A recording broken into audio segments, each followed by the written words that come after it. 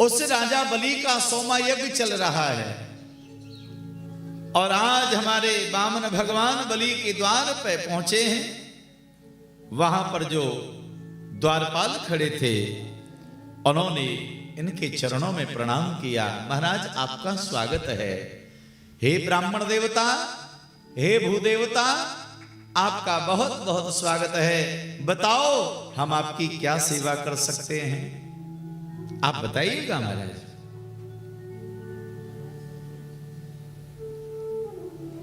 वामन भगवान कहने लगे कि आप राजा बलि से कहो, हम दान लेने आए हैं लेकिन राजा बलि से ही प्राप्त करेंगे हम। भगवान के कहने पर महाराज सेवक गए और राजा बलि यजमान बनकर के यज्ञ पर विराजमान हैं।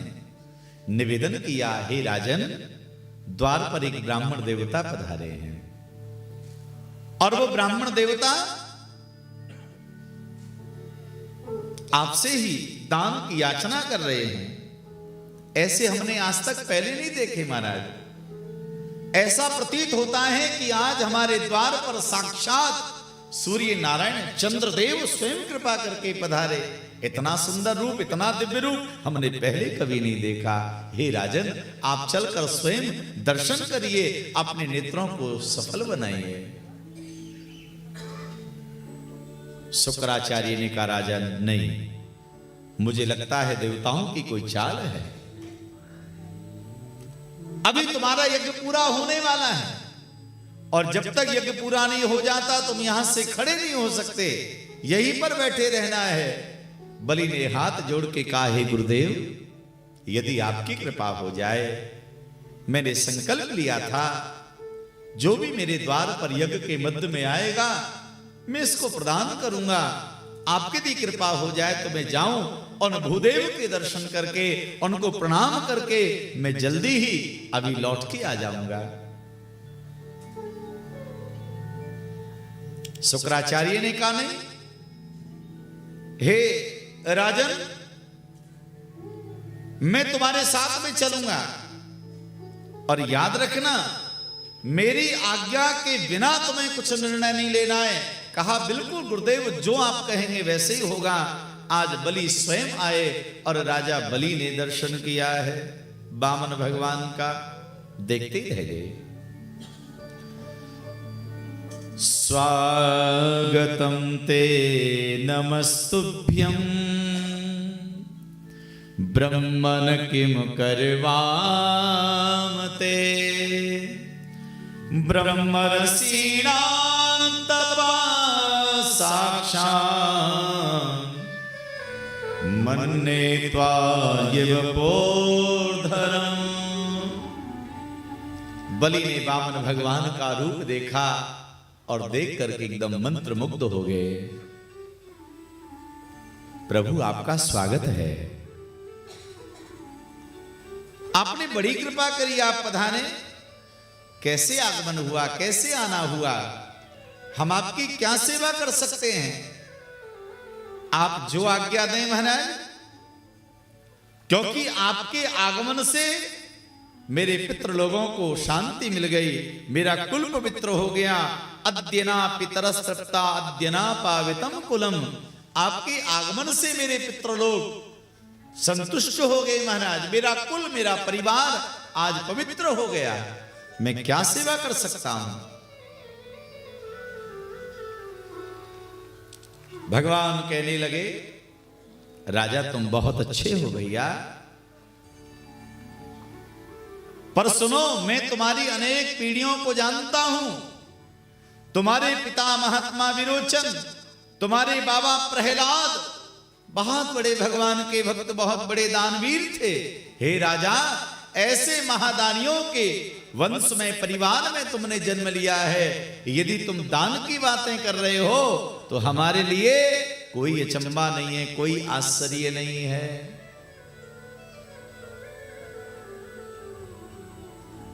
आप धन्य हैं।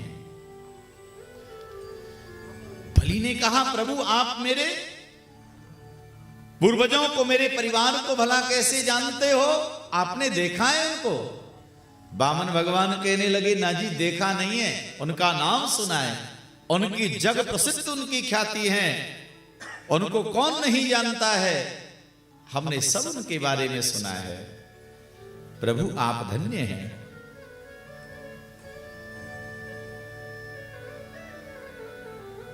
और महाराज तो बताइए प्रभु, मैं प्रहलाद का ही पुत्र हूं और उनका पौत्र होने के नाते मैं आपके चरणों में प्रणाम करता हूं, आप आज्ञा करें। तब भगवान कहने लगे, राजन अगर आप हमको देना ही चाहते हो तो दान में क्या मांगा है? तस्मा त्रीणु पदान्यैव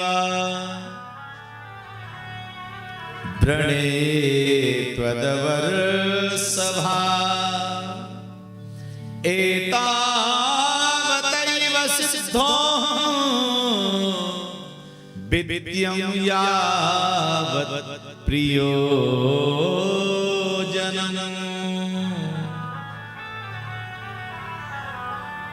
ध्यान दीजिएगा महाराज, वामन भगवान कहने लगे, हे राजा बलि, यदि तुम दान देना ही चाहते हो तो तस्मात् तीन पदान्यैव, आप 3 पग भूमि हमें दान में दे दीजिए। बलि को बड़ी जोर की हंसी आई। हे महाराज, आपको मांगना भी नहीं आया। 3 पग भूमि किससे मांग रहे हो? जो त्रिलोकी का राजा है, जिसके पास में स्वर्ग पृथ्वी पाताल पूरी जो त्रिलोकी है, जिसका आधिपत्य जिसको प्राप्त है, उससे आप 3 पग भूमि मांग रहे हो। 10, 20, 50 गांव मांगते महाराज, बहुत बड़ा क्षेत्र मांगते, एकाध लोग भी यदि मांग लेते तो भी हम आपको प्रदान करते।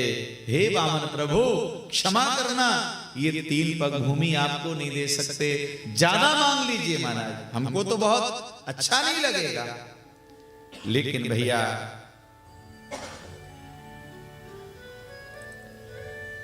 वामन भगवान ने कहा, राजा दान उतना ही ठीक रहता जिससे अपना प्रयोजन पूरा हो जाए।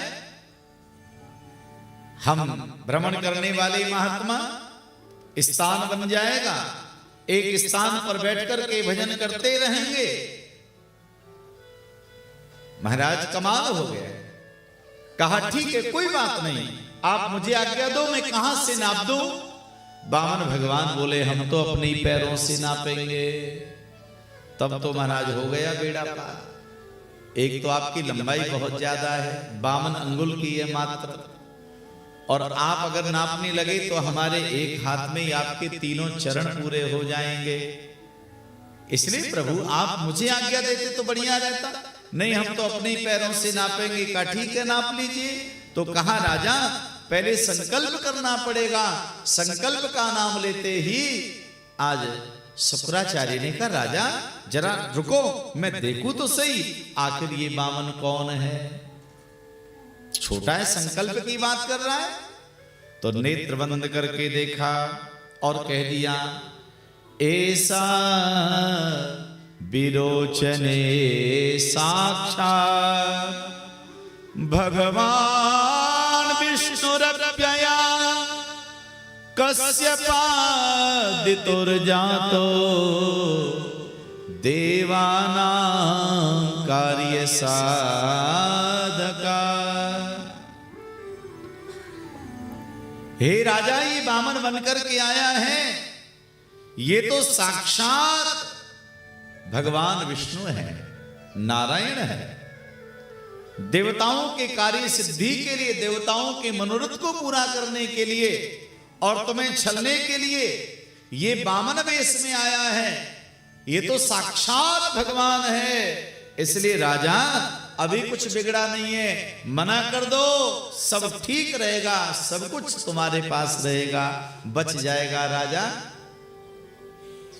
बलि ने कहा, गुरुदेव ये भगवान है? मैं तो धन्य हो गया प्रभु। आप गुरुजी इतना मुझे बताओ, हम यज्ञ क्यों करते हैं, पूजा क्यों करते हैं, पाठ क्यों करते हैं, इन सबका पुण्य और फल क्या है?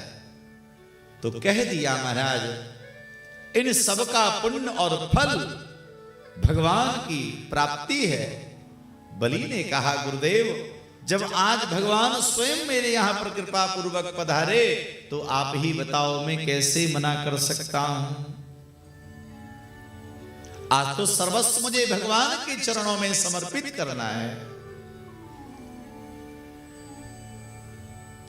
शुक्राचार्य जी ने कहा, राजा, यदि भगवान ने धन दिया है तो धन का उपयोग 5 जगह पर करना चाहिए। 5 स्थान बताए हैं महाराज। कहा कौन कौन से?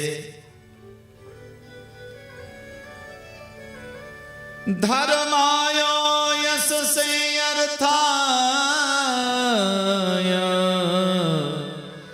कामाय स्वजनाय च। भैया, अपने धन का प्रयोजन, धन का उपयोग 5 जगह पर करना चाहिए।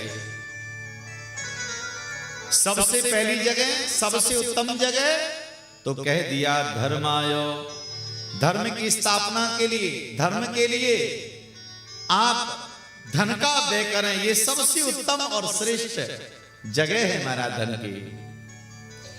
और दूसरा स्थान अपने यश के लिए, अपने नाम के लिए, अपने माता पिता के नाम के लिए, अपने पूर्वजों की कीर्ति के लिए आप धन का व्यय कर सकते हैं।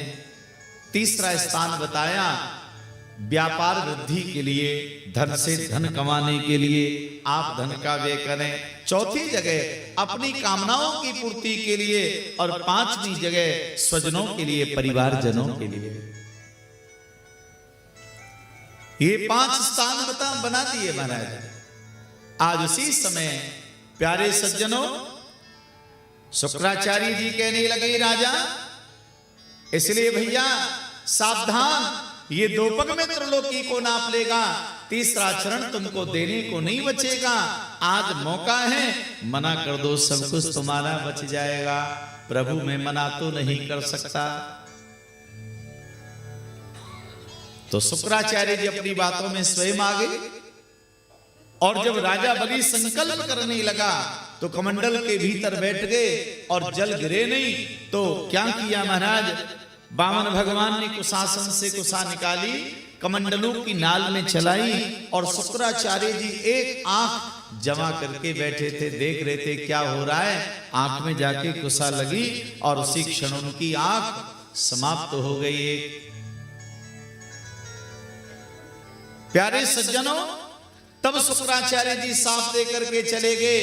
बलि ने प्रणाम किया, और मेरे प्रभु आज वामन से विराट हो